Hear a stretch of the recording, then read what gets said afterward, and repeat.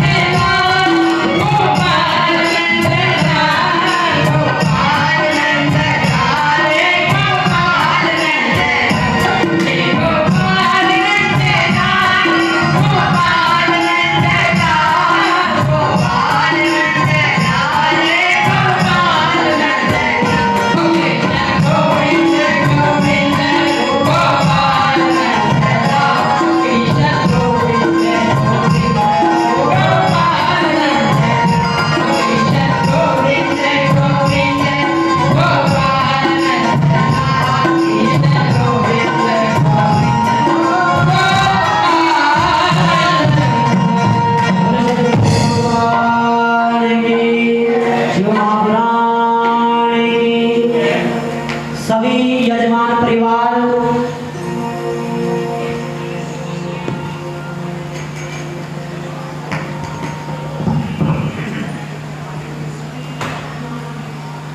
Stand छोटो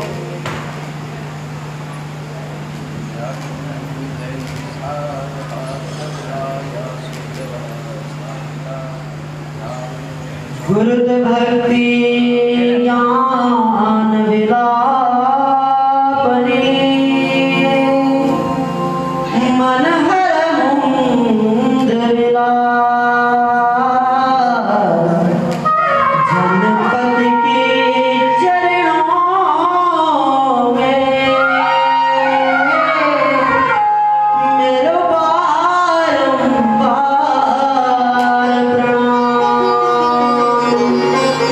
सद्गुरु महाराज की जय।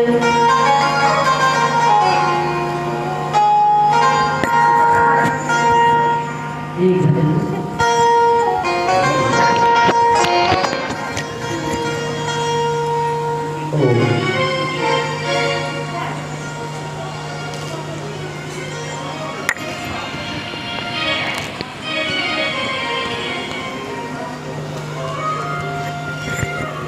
सत्यवृन्दम् उपासवृन्दम् वदनं वृन्दो चरणाविन्दसुवासवृन्दम् भजनं वृन्द श्रीहरि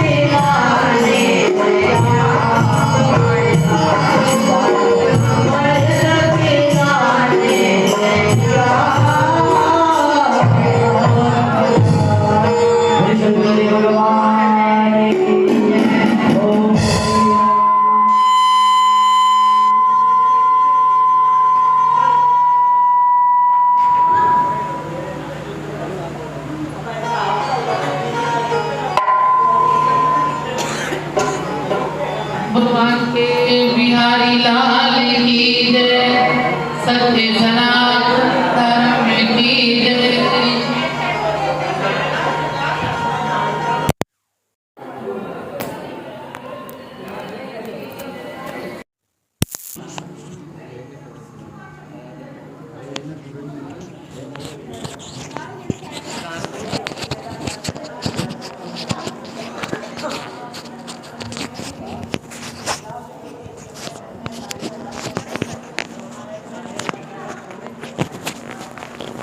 आ जा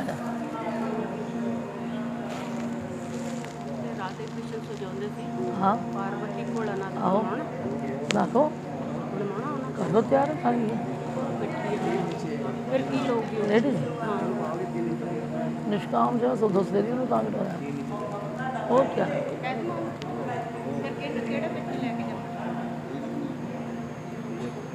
5:30 ले जाओ 5:30 ले जाओ 5:30 ले जाओ अभी तो 4:30 बजे है वो तो घूमन गए ना बच्चे कोई और रख लो घूमन गए ना क्या चले गए तो बना से नो श्री राम बोलो सियापति रामचंद्र भगवान की बलवान के बिहारी लाल की बोलो शंकर भगवान की जय। ध्यान मूलम गुरु मूर्ति पूजा मूलम गुरुपदम मंत्र मूलम गुरुर्वाक्यम मोक्ष मूलम गुरु कृपा अखंड मंडलाकारं व्याप्तं येन चराचरं तत्पदं दर्शितं येन तस्मै श्री गुरुवे नमः। नारायणं नमस्कृत्य नरं चैव नरोत्तमं देवीं सरस्वतीं व्यासं ततो जयमुदीरये। वन्दे देव उमापतिं सुरगुरुं वन्दे जगत्कारणं वन्दे पन्नगभूषणं मृगधरं वन्दे पशूनां पतिं वन्दे सूर्ये शशाङ्कवर्णीं नयनं वन्दे मुकुन्दप्रियं वन्दे भक्तजनाश्रयसवरदं वन्दे शङ्करम् अतुलितबलधामं शैलावदेहं नवनवनकृशानं ज्ञानिनामग्रगण्यं सकलगुणनिधानं रघुपति प्रिय भगतं पार्थजातं नमामि। नीलाम्बुजामलकोमलं सीता समारोपितवान् पाणौ महासायकतारुचापं नमामि रामं रघुवंशनाथं। सच्चिदानन्दरूपाय विश्वोत्पत्त्यादिहेतवे तापत्रय विनाशाय श्रीकृष्णाय वयं नमः। सर्वमङ्गलमाङ्गल्ये शिवे सर्वार्थसाधिके शरण्ये त्र्यम्बके गौरी नारायणी नमोस्तुते नारायणी नमोस्तुते। बोलो जगदियाँ से होता वाली माता रानी सत्य सनातन धर्म की बोले सद्गुरुदेव महाराज की जय। परम पूज्य परम श्रद्धेय श्रोत्रिय ब्रह्मनिष्ठ गुरु महाराज जी के चरणों में प्रणाम करते हुए परम आदरणीय परम श्रद्धेय विद्वत समाज ब्राह्मण समाज माता बहनों भाइयों आइए हम सब लोग पहले भगवान जी की स्तुति बड़े प्रेम से हम लोग गाएंगे। हे शिव पिता परमात्मा करते तेरी प्रार्थना। हे शिव पिता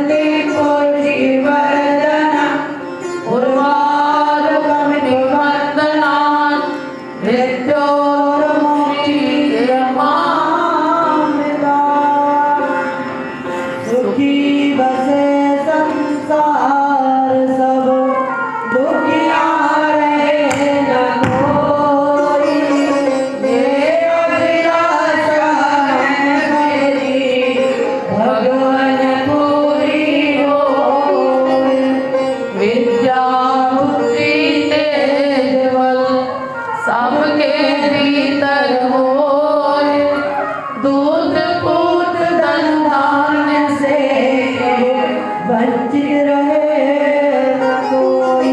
हर हर महादेव, हर हर महादेव, हर हर महादेव शंभो। बोलो शंकर भगवान की सत्य सनातन धर्म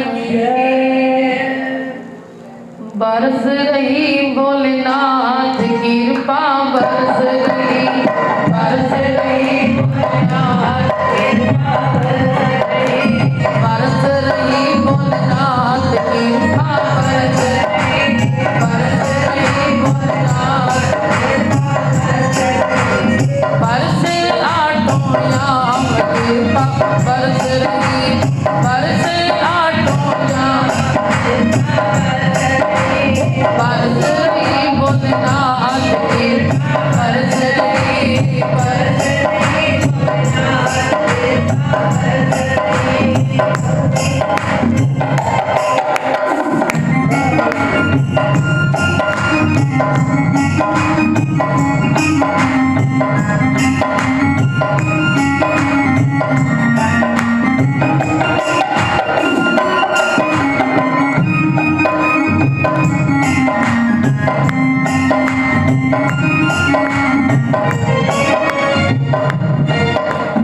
हरि कथा संतन का संग, हरि कथा संतन का संग, हरि कथा संतन का संग, हरि कथा संतन का चढ़ा है सबको भक्ति करें, चढ़ा है सबको भक्ति करें, चढ़ा है सबको भक्ति करें, चढ़ा है सबको जपते तेरा नाम कृपा बरसे, जपते तेरा नाम कृपा बरस रही भोलेनाथ कृपा बरस रही, बरस रही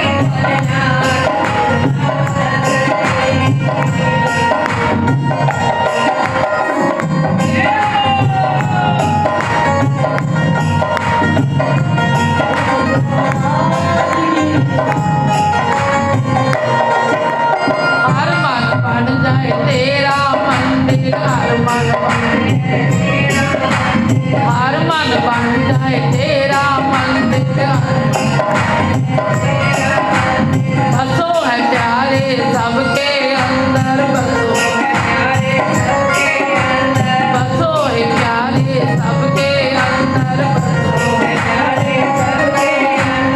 हीरे मस्ती जाम कृपा बरस रही, हीरे मस्ती जाम कृपा बरस रही, ओ बरस रही भोलेनाथ कृपा बरस रही, बरस रही भोलेनाथ कृपा बरस रही।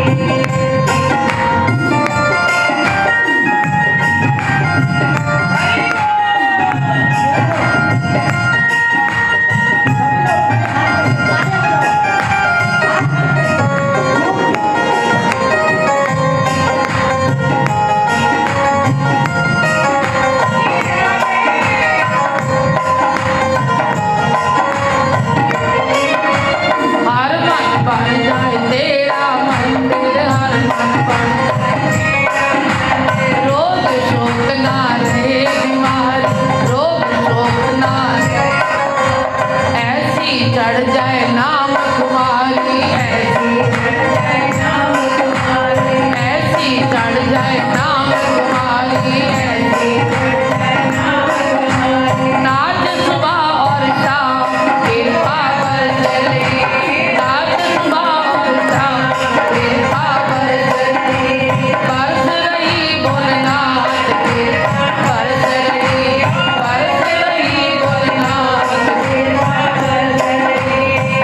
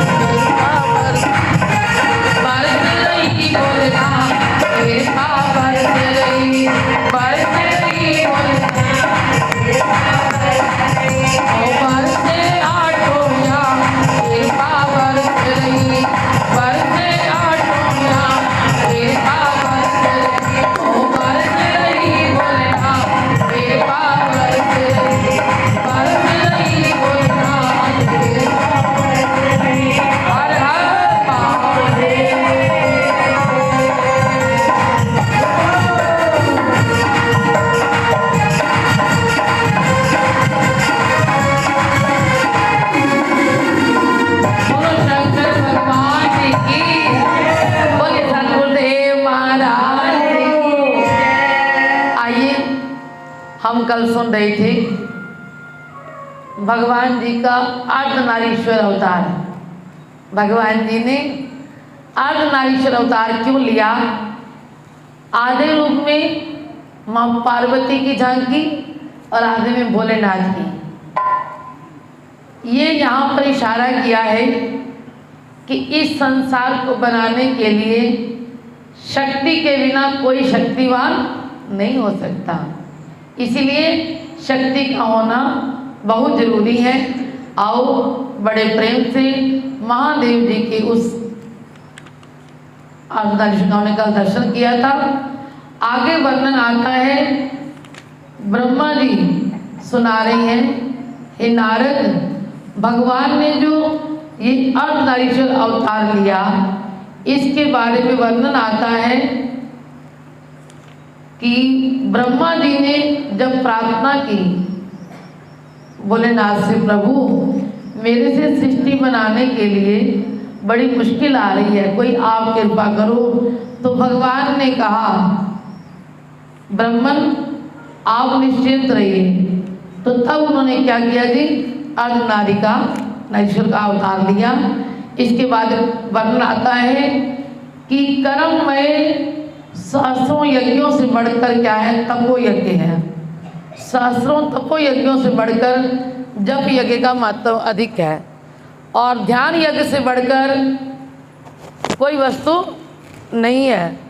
ध्यान जो है वो ज्ञान का साधन है, क्योंकि योगी ध्यान के द्वारा अपने इष्ट देव भगवान शिव का साक्षात्कार करता है। ध्यान यज्ञात परम नास्ति, ध्यानम ज्ञानस्य साधनम, यतः समरसम श्रेष्ठम योगी ध्यानेन पश्यति। जैसे कि मैले कपड़े के ऊपर कभी रंग सही नहीं चढ़ता, जब वो कपड़ा धुल जाता है उस पर रंग अच्छी तरह चढ़ता है।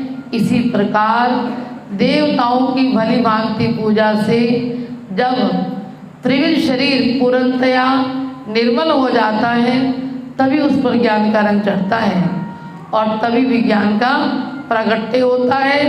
जब विज्ञान हो जाता है तब भेदभाव की सारी निवृत्ति हो जाती है और पुरुष शिव रूप हो जाता है, यानी कि कल्याण करने वाला हो जाता है। इसलिए मनुष्य जब तक गृहस्थी में रहे तो भगवान की प्रतिमा की पूजा के साथ साथ विचार करे कि शिव की पूजा ही सबसे बढ़कर है।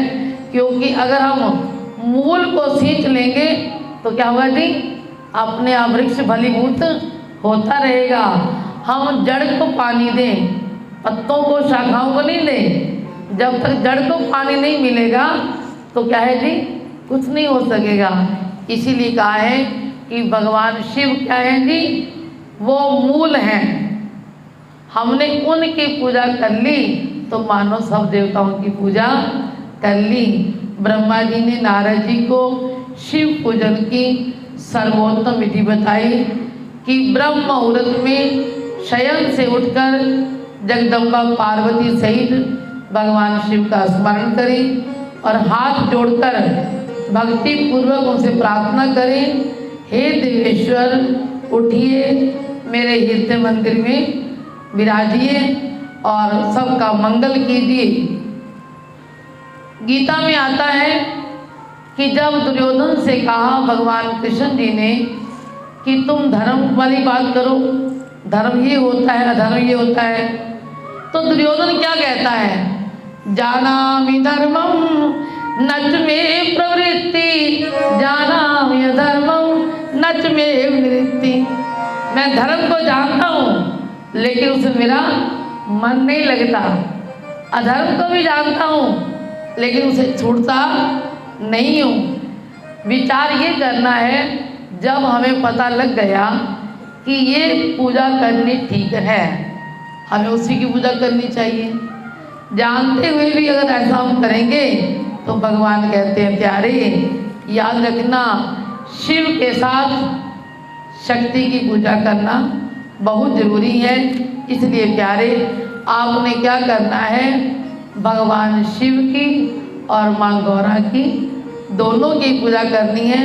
आगे वर्णन आएगा कि भगवान ने जब सृष्टि बनानी शुरू की, 10 मानस पुत्र पैदा किए ब्रह्मा जी ने, उत्तम साधकों की सृष्टि करके महादेव जी कृपा से अपने को कृतार्थ माना। इसके बाद कहते हैं भगवान ने अपने शरीर को जब 2 भागों में किया, एक स्वयंभू मनु और दूसरी शतरूपा, इनकी 5 संतानें हुई। यहाँ से मैथुनी सृष्टि प्रारंभ हुई। जो मैं आपसे कह रही हूँ कि अर्ध नारी का रूप क्या होता है जी, कि मैथुनी सृष्टि पुरुष और स्त्री से सृष्टि का विस्तार हुआ। तो 5 संतानें हुई, 2 पुत्र हुए, 3 पुत्रियां हुई। स्वयंभू मनु के प्रियव्रत और उत्तान पर 2 बेटे हुए, 3 बेटियां हुई, देवहूति, आकुति और प्रसूति। इन 5 से क्या हुआ जी, सृष्टि का विस्तार शुरू हुआ। तो कहते हैं जो स्वयंभू मनु थे, इनकी कथा भागवत में आती है। इनकी 2 पत्नियां थी, सुनीति थी, सुरुचि थी। इनके 2 बेटे हुए, एक ध्रुव हुए और एक उत्तम हुए। ध्रुव ने भगवान को पाने के लिए क्या किया जी, 5 वर्ष की आयु में भगवान का तप किया, साधना की, तो परमात्मा को पाया। यहाँ पर जो वर्णन हम करना चाहते हैं वो इशारा कर रही हूँ कि नाम जपो जी ऐसे ऐसे, ध्रुव प्रहलाद जपयो हरि जैसे। ध्रुव प्रहलाद ने छोटी उम्र में परमात्मा को पा लिया। हम तो कितनी उम्र के हो गए जी, बोलो जी। विचार ये करना है, बच्चे भगवान को पा सकते हैं तो क्या हम नहीं पा सकते? हम भी पा सकते हैं। इसलिए परमात्मा ने कृपा की है। इस माँ गंगा के पावन तट पर शिव महापुराण कथा सुनने का जो हमें सौभाग्य मिला है करने का, तो आइए इसके बारे में विचार आता है कि भगवान ने जो सृष्टि रचाई, जो 3 देवियां थी, देवहूति, आकुति और प्रसूति। देवहूति का वर्णन आता है कि इनकी शादी कदम ऋषि के साथ हुई और बाद में इनके कपिल 9 बेटियां हुई और एक कपिल अवतार जिसको बोलते हैं बाद में उनका बेटा कपिल हुआ। और आकुति का विवाह रुचि प्रजापति के साथ हुआ। इनसे 2 संतानें हुई, यज्ञ और दक्षिणा। यहाँ पर हर बात में कोई ना कोई राज है। जैसे कोई यज्ञ करते हैं तो बिना दक्षिणा के यज्ञ पूरा नहीं होता। जैसे कथा हो रही है, इसकी पूर्णाहुति जब होगी तो क्या होता है जी, बोलते हैं कि दक्षिणा दो। जो भी कथा सुनता है क्या कहते हैं जी, दक्षिणा होनी चाहिए, ऐसे बोलते हैं। क्यों किया ये नियम? कब से बना? जब आकुति का बेटा हुआ, यज्ञ और दक्षिणा, इन दोनों से इशारा किया कि जब भी कोई यज्ञ करे तो दक्षिणा साथ में होनी चाहिए। बिना दक्षिणा के कोई यज्ञ पूर्ण नहीं माना गया। तीसरा है प्रसूति। उनकी शादी से हुई जी दक्ष प्रजापति से। श्रद्धा आदि 13 कन्याओं का विवाह उन्होंने धर्म से कर दिया। इनके 60 कन्याएं हुई, दक्ष के 60 कन्याएं हुई। 13 की शादी उन्होंने किससे की जी? श्रद्धा आदि 13 कन्याओं का विवाह धर्म से कर दिया। और कश्यप से 10 कन्याओं का विवाह। इस प्रकार उन्होंने 60 कन्याएं, 10 धर्म को ब्याह दी, 27 चंद्रमा को ब्याह दी और 13 कश्यप को ब्याही, 4 तारक्ष्य को, अरिष्टनेमि को और 2 भृगु, अंगिरा और कृशास्त्र से ब्याह दी। इस प्रकार इनकी 60 कन्याओं से पूरी सृष्टि भर गई। जैसे कि वनिता से गरुड़ जी हुए और दूसरी से सांप हुए, पक्षी हुए, पशु हुए। सारी 60 कन्याओं ने क्या कर दिया जी? सारी सृष्टि को भर दिया। इस प्रकार महापुरुषों ने बताया है कि देवता, ऋषि, दैत्य, वृक्ष, पक्षी, पर्वत, तृण, लता सभी कश्यप पत्नियों से पैदा हुए, दक्ष कन्याओं की संतानों से सारा जगत भर गया। इस प्रकार भगवान शंकर की आज्ञा से ब्रह्मा जी ने भली भांति सृष्टि की। पूर्व काल में शंभु ने जिन्हें तपस्या के लिए प्रकट किया था और रुद्रदेव जी ने त्रिशूल के अग्रभाग पर रखकर जिनकी सदा रक्षा की, वो सती देवी लोक हित का कार्य संपादित करने के लिए दक्ष से प्रकट हो गई। उन्होंने भक्तों के उद्धार के लिए क्या किया जी? अनेक लीलाएं की। सती ने भक्तों का उद्धार करने के लिए भगवान शंकर जी से कई तरह के प्रश्न किए। इस संसार में भगवान निर्गुण होकर साकार कैसे हुए, ये प्रश्न करते हैं। तो भगवान शिव कहते हैं तुमने बड़ा अच्छा प्रश्न किया है, क्योंकि तुम सारे संसार का भला चाहती हो तो आप प्रश्न करती हो। आगे सूत जी बताते हैं कि हे मुनीश्वरो, ब्रह्मा जी की बात सुनकर नारद जी ने प्रणाम किया और पूछा भगवान शंकर कैलाश पर्वत पर कब गए और महात्मा कुबेर से उनकी मैत्री कब हुई, मित्रता कब हुई? तो ब्रह्मा जी ने कहा नारद जी, कांपिल्य नगर में यज्ञदत्त नाम से प्रसिद्ध एक ब्राह्मण सदाचारी थे। उनके एक पुत्र था गुणनिधि। क्या नाम था जी? गुणों की निधि, मतलब अनेक गुण थे उसमें। और लेकिन वो बड़ा नाम तो गुणनिधि था, लेकिन काम क्या करता था जी?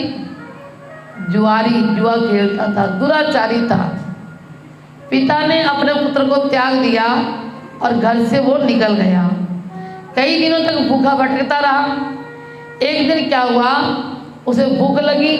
भगवान शंकर के मंदिर में देखा कुछ चढ़ा हुआ है ना, भूख लगी था ना, तो वो नैवेद्य चुराने के लिए मंदिर में चला गया।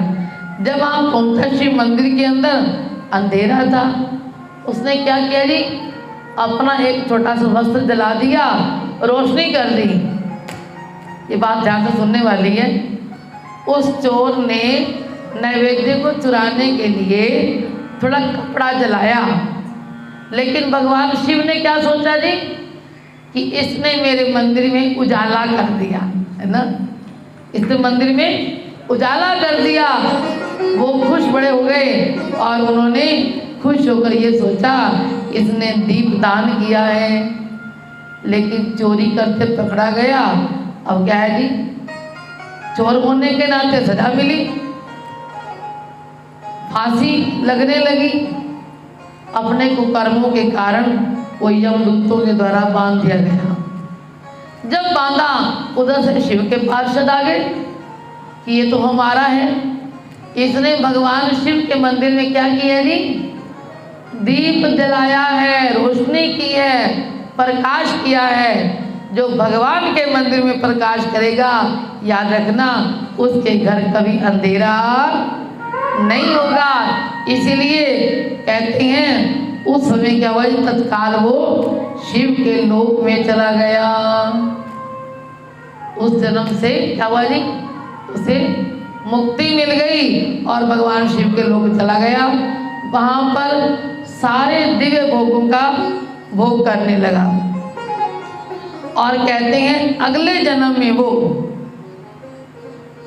उस दीप जलाने के कारण, रोशनी करने के कारण वो क्या बना जी? कलिंगराज अरिंदम का पुत्र बना। दूसरा जन्म किसका मिला जी?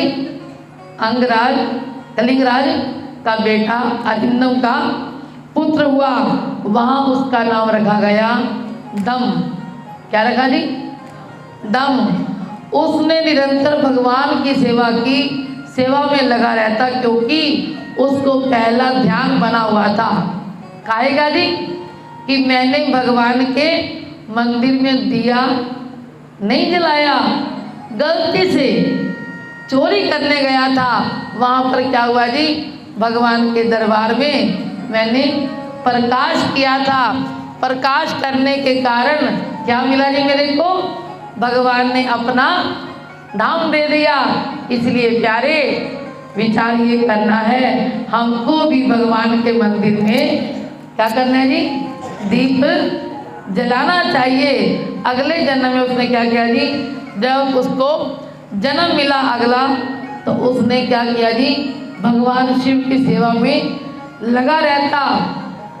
जब राजा का बेटा था, उसने सारी प्रजा में मुनादी करवा दी, क्या कि सभी ने अपने गांव में जितने शिव मंदिर हैं सब में जोत जलाओ। सभी ने जोत जलानी है, बिना जोत जलाए किसी ने पानी नहीं पीना। राजा था जी, राजा का हुक्म सिर माथे पे, इसीलिए सबने जोत जलानी शुरू कर दी। जितने नगर मंदिर थे तो वहाँ पर क्या करते जी, सभी लोग जोत जलाते। जैसे कि हम भी कहते हैं कि जहाँ जहाँ आप रहते हो, ये भगवान की स्तुति जो है 108 छपाकर बांटो। अब सावन का महीना आ रहा ना जी, 2 सावन के मास है, ये सबको बांटो। और कोई दिन ऐसा ना जब आपने दीप नहीं जलाना, दीप रोज जलाना है। शिव स्तुति हर मंदिर में पढ़ी जाए, इसका पुण्य किसको मिलेगा जी, आपको मिलेगा। जो छपाकर बांटेगा और पाठ करवाएगा करेगा, उसे उसका फल मिलेगा। आपके गांव में जितने मंदिर हैं उन सब में बांटो और सबको ये अनाउंस कर दो कि सबने मंदिर में जोत जरूर जगानी है। जो भगवान के घर जोत जलाता है उसके घर दिवाली बनी रहती है। बोलो शंकर भगवान की, सत्य सनातन धर्म की। इस प्रकार राजा दम बड़ी प्रसन्नता के साथ सब और शिव धर्मों का प्रचार करने लगे और उन्होंने सारे ग्राम के अध्यक्षों को बोल दिया, जहाँ के उस गांव के जो भी एमएलए एमसी जो होते ना जी, सबको बोल दिया कि मेरा क्या है जी, ये आपको अनुरोध है कि सारे मंदिरों में दीप जलवाओ। तो कहते हैं शिव मंदिर में दीप दान करना सबके लिए अनिवार्य होगा। जिस जिस ग्रामाध्यक्ष के पास जितने शिवालय हों, वहाँ वहाँ बिना कोई विचार किए सदा दीप जलाना चाहिए। आजीवन राजा दम ने बहुत बड़ी धन संपत्ति का संचय कर लिया और फिर वे काल धर्म के अधीन हो गए। ये पुण्य कमा लिया, समय आया, मृत्यु हुई, लेकिन दीप दान की वासना से युक्त होने के कारण उन्होंने शिवालयों में दीप जलवाए थे। उसके फल स्वरूप अब वो क्या बने जी, अलकापुरी के राजा बने। कौन बने जी, अलकापुरी के राजा कुबेर बने। ये कुबेर जी के 3 जन्मों की कथा है, ध्यान से सुनना, इसको समझना कि पहले तो छोटे से रूप में थे वो, फिर राजा के बेटे बने। तो उनको पता लगा कि मैंने अपनी गलती की थी, चोरी करने के भाव से गया था, लेकिन भगवान शंकर तो क्या कर दिया जी, उन्होंने मालो माल कर दिया। सभी देव देते दुनिया में, सभी देव देते दुनिया में, अल्लाह जाड़ के मेरा भोला बाबा, मेरा भोला बाबा देता भक्तों पर पार। मेरा भोला बाबा देता वो सभी देव देते दुनिया में, सभी देव देते दुनिया, पल्ला झाड़ के मेरा भोला बाबा, मेरा भोला बाबा देता छप्पर फाड़ के, मेरा भोला बाबा देता छप्पर फाड़ के।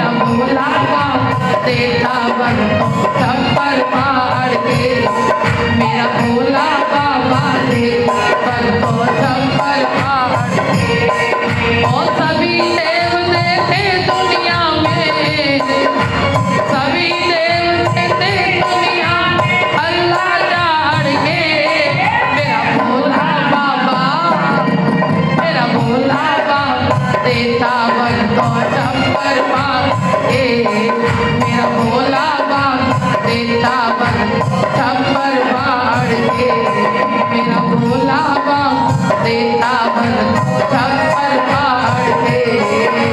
हर हर महादेव। भोले बाबा आनंद हैं। उसने पहले चोरी के तरह चोरी करने के लिए जलाया था दीपक, फिर वो अगले जन्म में ध्यान रहा उसको, वो दीप जलवाए घर घर में, हर मंदिर में दीप जलवाए उसने। और क्या हुआ जी, वो क्या बना जी, अलकापुरी के राजा कुबेर बने। इसलिए नारद पहले के 5 कलम की बात है क्या कि मुझ ब्रह्मा के मानस पुत्र पुलस्त्य से विश्रवा का जन्म हुआ और विश्रवा के पुत्र वैश्रवन हुए। उन्होंने पूर्व काल में अत्यंत उग्र तपस्या के द्वारा महादेव की आराधना करके विश्वकर्मा की बनाई हुई अलकापुरी का उपभोग किया। इस प्रकार हमें प्रेरणा मिलती है कि कुबेर कैसे बने।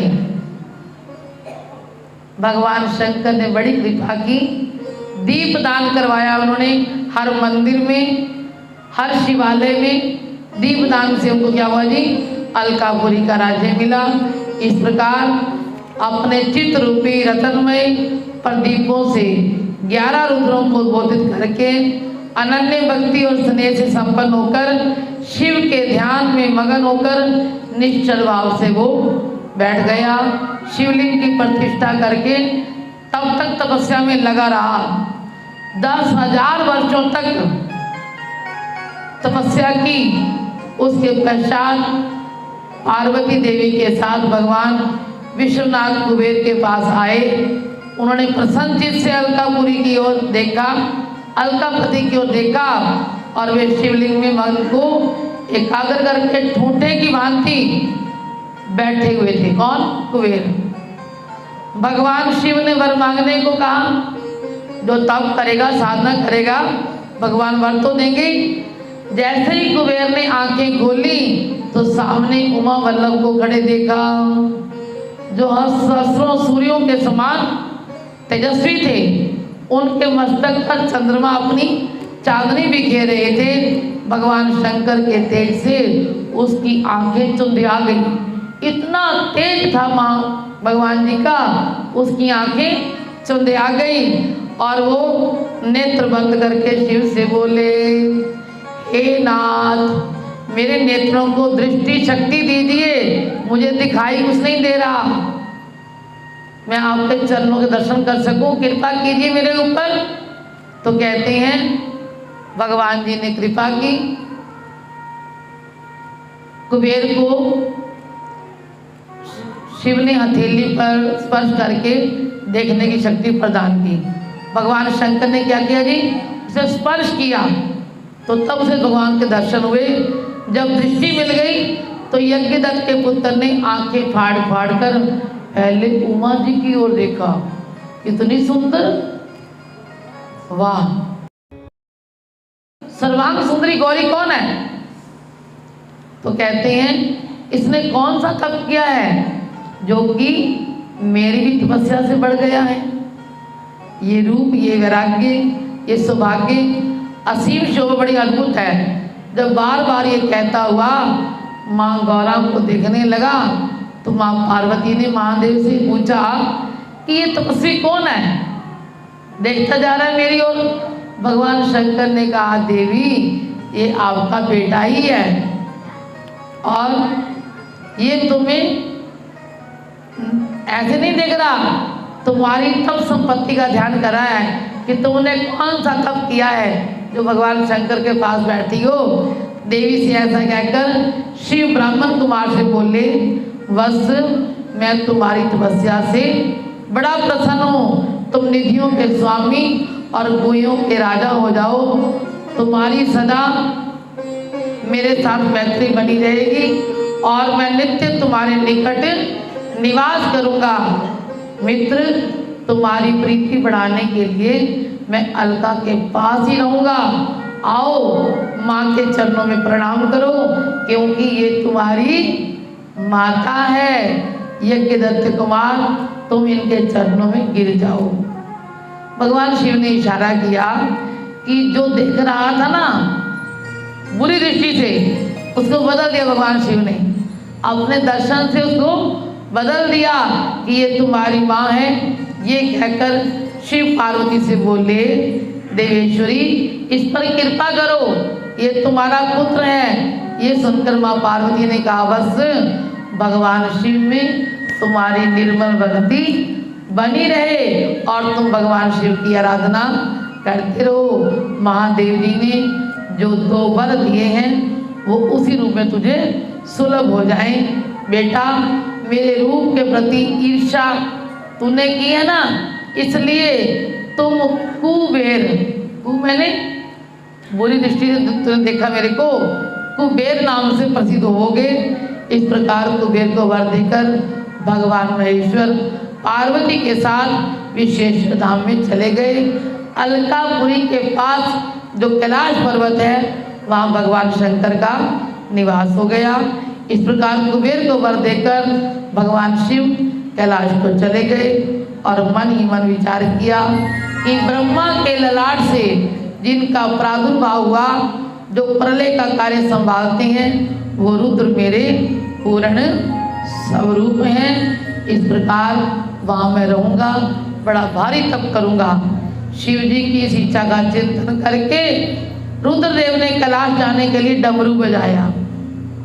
डमरू की आवाज़ सुनकर देवता, ऋषि मुनि, असुर वहाँ उपस्थित हो गए। तो भगवान शिव ने विश्वकर्मा को उस पर्वत पर निवास स्थान बनाने की आज्ञा दी। अनेक भक्तों के साथ अपने और दूसरों के रहने के लिए यथा योग्य आवास तैयार करने का आदेश दिया। हे मुने, विश्वकर्मा ने भगवान शिव की आज्ञा के अनुसार पर्वत पर नाना प्रकार के गृहों की रचना की। फिर हरि की प्रार्थना से कुबेर पर अनुग्रह करके भगवान शिव सानंद कैलाश पर चले गए। भगवान शिव ने सबको मनवांचित वर दिए। शिव की आज्ञा पाकर सभी अपने अपने धाम चले गए। कुछ काल भगवान शिव बिना पत्नी के ही रहकर परमेश्वर शिव ने दक्ष सती को पत्नी रूप में पाया। कैसे, इसका वर्णन आगे आता है। अब शिव पुराण के रुद्र संहिता के दूसरे खंड, सती खंड में वर्णन आता है कि नारद जी ने पूछा, विधाता मैं सती की उस कथा को सुनना चाहता हूँ कि उन्होंने कैसे जन्म लिया, दक्ष की पुत्री बनी और कैसे उन्होंने तप किया, भगवान शिव को कैसे पाया और अपने पिता के घर में उसने अपना शरीर किस प्रकार छोड़ा और मरते मरते उसने क्या मांगा था जी? मरत सती हरिशन वर मांगा, जन्म धनम शिव पद अनुरागा। इस प्रकार वो कैसे हुआ, हिमालय की कन्या वो कैसे बनी, पार्वती ने किस प्रकार की तपस्या की और कैसे उनका विवाह हुआ। आज का प्रश्न ये है, इसी पर कथा चलेगी।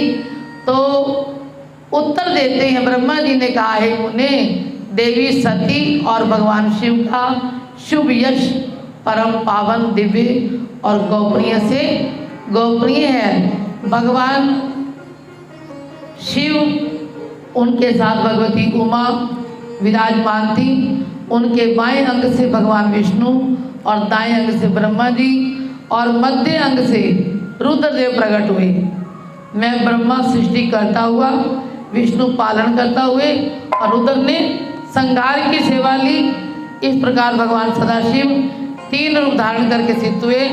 उन्हीं की आराधना करके लोक पितामह ब्रह्मा ने देवता, असुर और मनुष्य आदि संपूर्ण जीवों की सृष्टि की। दक्ष प्रजापतियों में देव शिरोमणि सृष्टि करके बहुत प्रसन्न हुआ, अपने को सबसे ऊंचा मानने लगे। कौन बोला? दक्ष। इस तरह कहते हैं, मेरे मन में पुरुष प्रकट हुआ जो अत्यंत अद्भुत था। मुझे देखकर पुरुष ने गर्दन झुकाकर प्रणाम किया और बोला, ब्राह्मण मैं कौन सा कार्य करूं जो कि मेरे योग्य हो, वो काम बताइए, मुझे वहां लगाइए। तो ब्रह्मा जी ने कहा, भद्र पुरुष, तुम अपने इसी स्वरूप से फूल के बने 5 बाणों से स्त्री पुरुषों को मोहित करो। ये कौन थे जी? कामदेव। कामदेव के 5 नाम रखे गए हैं। पहला नाम कि जन्म लेते ही तुम हमारे मन को मथने लग जाते हो, नाम पड़ा मनमथ। और कामरूप होने के कारण नाम पड़ा कामदेव। और तीसरा, लोगों को मस्त कर देते हो, इसलिए नाम पड़ा मदन। तुम बड़े दर्प से उत्पन्न हुए हो, तुम्हारा नाम दर्पक। संदर्प होने के कारण जगत में इसका नाम कंदर्प भी पड़ा। कामदेव के 5 नाम पड़े। समस्त देवताओं का सम्मिलित बल पराक्रम भी तुम्हारे समान नहीं होगा। सब स्थानों पर तुम्हारा अधिकार होगा और तुम सर्वव्यापी हो जाओगे, ये वरदान दिया। ब्रह्मा जी ये कहकर अदृश्य हो गए। इसके बाद कंदर्प से बोले, कामदेव, मेरी ये कन्या सुंदर रूप गुणों से सुशोभित है, इसे पत्नी बनाने के लिए ग्रहण करो, ये तुम्हारे योग्य है। तो रति की शादी किसे हुई जी? कामदेव से उसकी शादी हो गई। ऐसा कहकर दक्ष ने अपने जो पसीने से पैदा हुई थी, कौन बोला? रति, उसकी शादी कामदेव से कर दी। सूत जी कहते हैं ब्रह्मा जी से, नारद जी ने पूछा, महाभाग चंद्रमौली, शिव की लीला तो आपने कही, अब ये बताइए कि पितरों को उत्पन्न करने वाली ब्रह्म कुमारी संध्या कहाँ गई? जो ब्रह्मा ने ग्रहण की थी, उसने क्या किया और किस पुरुष के साथ उसका विवाह हुआ? तो ब्रह्मा जी कहते हैं, संध्या जो थी उसकी शादी बाद में वशिष्ठ ऋषि के साथ हुई। किसे जी? उसने वरदान मांगा था, क्या? कि जन्म लेते ही किसी को काम ना सताए। 16 वर्ष की आयु के बाद काम अपना प्रभाव डाले, लेकिन पहले नहीं। और दूसरा वरदान मांगा था, जो मेरे को बुरी दृष्टि से देखे वो नपुंसक हो जाए। किसने मांगा जी? संध्या ने ये वरदान मांगे थे। इसीलिए उन्होंने जो वरदान मांगे थे, उन्होंने कहा बिल्कुल ठीक है, कोई ऐसी बात नहीं है, क्योंकि पहली शैशव अवस्था होती है, दूसरी कौमारावस्था, तीसरी यौवन अवस्था और चौथी वृद्धावस्था। तीसरी अवस्था प्राप्त होने पर देहधारियों को जीव काम भाव से युक्त होंगे। बचपन में काम भाव बिल्कुल नहीं सताना चाहिए, ये संध्या ने वरदान मांगा था। इसलिए इस आकाश में पृथ्वी आदि किसी स्थान पर जो प्राणी हैं, सब के सब जन्म लेते ही काम भाव से युक्त ना हो जाएं। दूसरा, मेरी सकाम दृष्टि कहीं ना पड़े और मेरे जो पति हों वो मेरे अत्यंत प्रिय हों। और तीसरा, पति के अतिरिक्त जो मेरी ओर बुरे भाव से देखे वो नपुंसक बन जाए। इसलिए निष्पाप संध्या का वचन सुनकर भगवान शंकर ने कहा, देवी तुमने जो जो वर मांगा है मैं आपको वो देता हूँ। इस प्रकार उन्होंने ये संध्या का वर्णन सुनाया। आगे वर्णन आता है कि साय संध्या और प्रातः संध्या, 2 संध्या होती है जी। जो प्रातः काल की संध्या होती है उसके बारे में कहते हैं वो हमेशा भगवान को खुश करने वाली होती है, देवताओं को प्रसन्न करती है। और जो शाम की संध्या होती है वो पितरों को प्रसन्न करती है। इसलिए कहते हैं सुबह की संध्या और शाम की संध्या जरूर करनी चाहिए। सुबह करेंगे सारे देवता प्रसन्न हो जाएंगे और शाम की संध्या करेंगे तो उससे सारे पितरों को प्रसन्नता मिलेगी। इसीलिए आप हमेशा सुबह भी दीप जलाओ और शाम को भी भगवान के मंदिर में दीप जलाओ। इससे क्या होगा जी? पितर भी खुश हो जाएंगे और सारे देवता भी खुश हो जाएंगे। तो इस प्रकार नारद जी कहते हैं, ब्राह्मण अब हमें शिव के परम पवित्र चित्र का वर्णन कीजिए। जो दूसरों के पापों का विनाश करने वाला है और मंगलदायक है। नारद जी ने पूछा, ब्राह्मण, दक्ष ने तपस्या करके देवी से कौन सा वर पाया? क्योंकि जब 60 कन्याएं हो चुकी, दक्ष को फिर भी क्या है जी, संतुष्टि नहीं हुई। उसने महामाई की आराधना की। किस लिए? हे माँ, आप मेरे घर में पुत्री बन के आओ। माँ की आराधना करता रहा। जय जय अम्बे, जय जगदम्बे, जय